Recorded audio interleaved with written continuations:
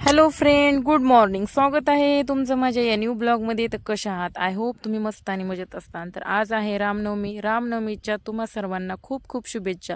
तर आज रामनवमीचं आईला जायचं होतं, म्हणजे माहेरी, तिच्या माहेरी आणि माझ्या आजोळाला. आई खूप रागात होती. बघा आईचा चेहरा कसा झालाय. आता त्याचं कारण सांगते. आई मला म्हणली होती चपात्या कर, आणि मी मोबाईलला स्टँड लावत होते. स्टँड आणले मी तुम्हाला सांगितलं होतं. मग आईला स्टँड लावूस तर दम निघला नाही. आई रागात गेली आणि पीठ मळायला लागली. अगं आई थांब ग, मी चपात्या करते, तुझी तू आवर, तुला जायचंय. मग आई कुठं ऐकायलाच तयार नाही. आईला आला राग. मग नंतर आई म्हणली ठीक आहे ठीक आहे, ओके, आता काय मी पीठ मळून घेते आणि तू चपात्या लाटीत बस, असं म्हणले. मी पण म्हणलं ओके. तोपर्यंत स्टँड वगैरे मी लावून घेतला. आणि आता कसं आहे, मी एक छोटा मोठा लवकरच बिझनेस स्टार्ट करणार आहे. तुम्हाला पण माहिती आहे, मी आता अंबेजोगाईमध्ये शिफ्ट होणार आहे. आता माझ्या मुलांसाठी कसं का होईना जगणं भाग आहे. लोक मला नाव ठेवताय, काही अंदाजे लावताय, म्हणताय हिचा बॉयफ्रेंड असेल का, बॉयफ्रेंड सोबत हिंडती असं. पण ह्यांना काय माहिती, पैसे देऊन स्वतःच्या कष्टावर हिंडते. हे नालायक लोक असेच अंदाज लावतं. मी व्हिडिओ बनवून 2 पैसे कमवते, यांना माहीत नाही. मला खूप त्रास झालेला आहे आतापर्यंत, पण आता नाही.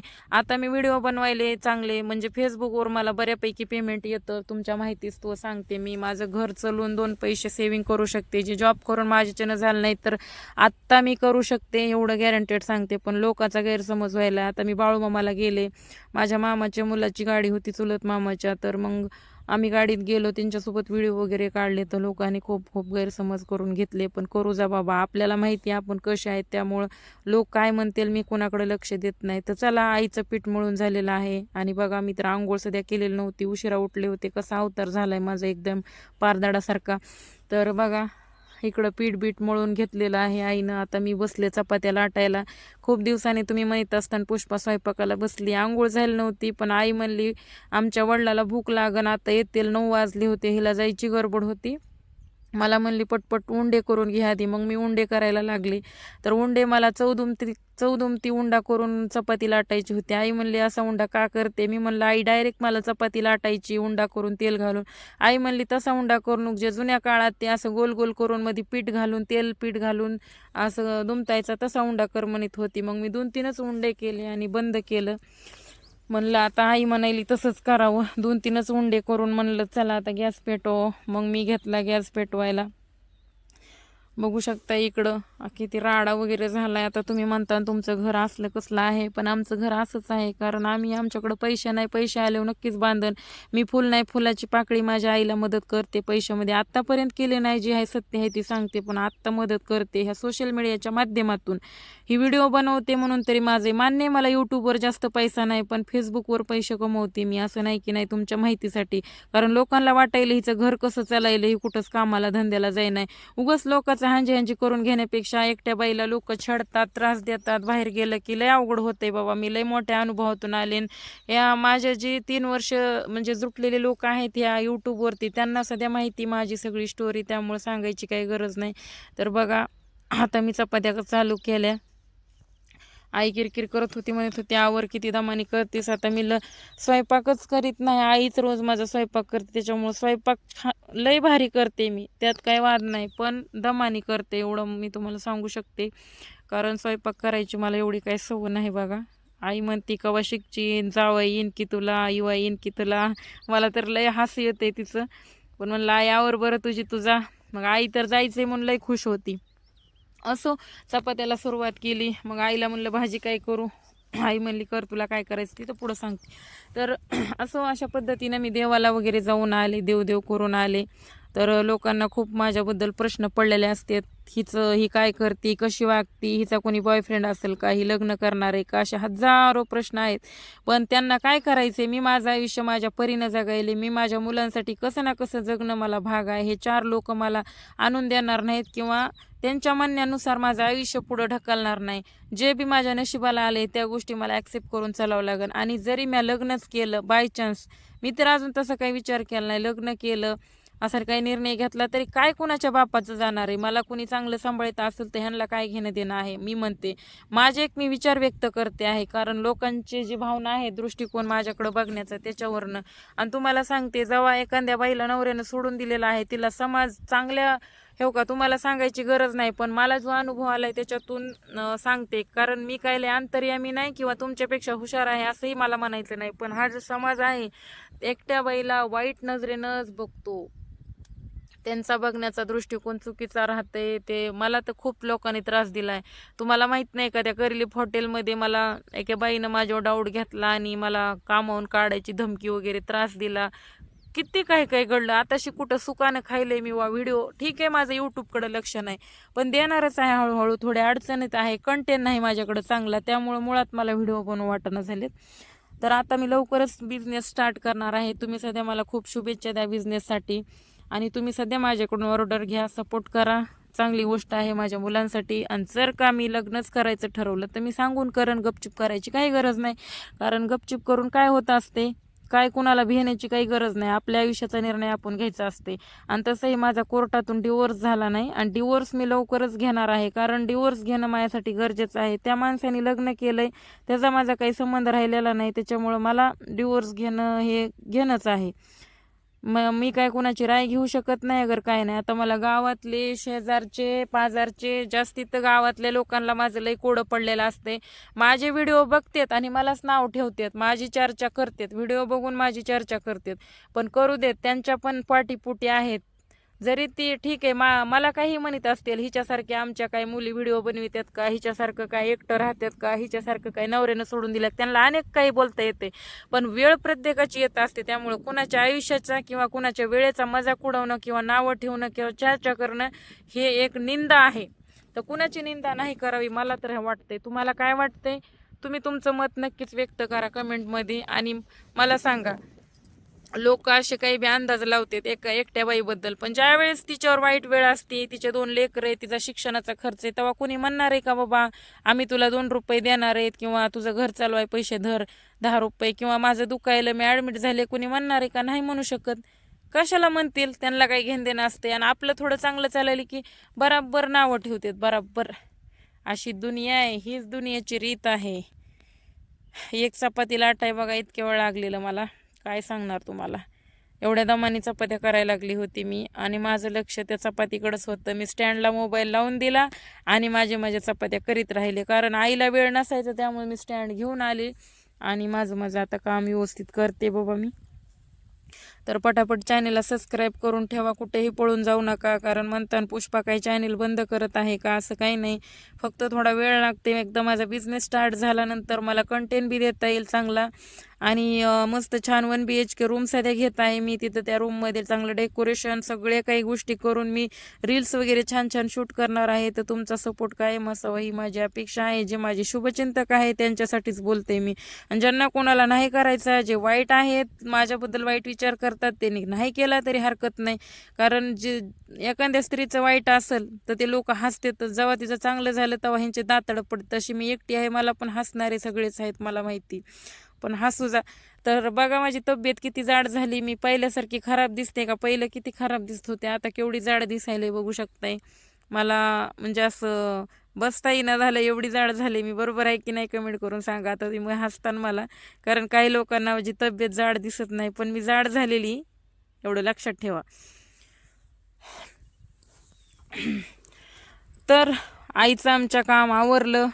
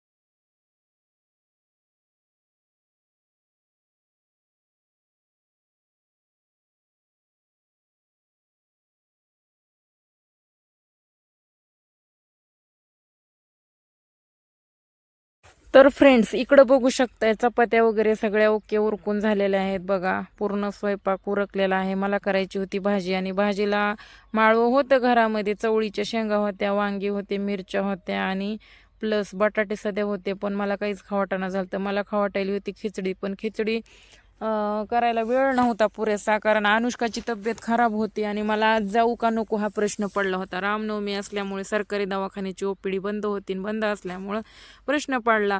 पर ठीक आहे बघू म्हणलं. मग मी भाजी वगैरे केली नाही. दही होतं, दूध होतं खायला. वडील दूधच खातील म्हणले. आई तुला काय करायचंय ती कर. मला म्हणली होती शेंगा कर, पण मी काही शेंगा केल्या नाहीत. मी घातलं वांग भाजायला. चुलीमध्ये मस्तपैकी वांग टाकलं भाजला आणि त्याच्यामध्ये ठेचा वगैरे टाकून मस्त चपाती आणि वांग खाल्लं आणि वडिलांनी खाल्लं दही आणि दूध. आणि मग नंतर दुपारून मी खिचडी केली. हात धुत होते बघा, पाणी सगळं सांडत होतं. आई लागली कावायला, तुला बाहेर उठाय ना का, एवढं कसं कटाळा आहे म्हणली. काय करावं, आईतं खाऊन आईच्या हातचं खाऊन सवय लागली आईतच खायची. तर चला अशा पद्धतीने मी केल्या चपात्या. आज चपात्याचा व्हिडिओ खूप मोठा झालाय, पण असू द्या, घ्या समजून. तुम्हाला तर बघायला भेटलं मी स्वयंपाक कसा करायला लागले ती. आता काही लोक मला कमेंट्समध्ये नावं ठेवते आणि कोणाला नाही पटणार माझा स्वयंपाक, कारण चुलीपाशी किती राडा केलाय, काय केलंय असं तसं म्हणते. पण असो, काही राडा वगैरे नव्हता. गरिबाचं घर आहे आमचं. आमच्या इथं काही किचन वगैरे नाही किंवा लय हे नाही, त्यामुळे जे आहे ते चांगलंय म्हणायचं.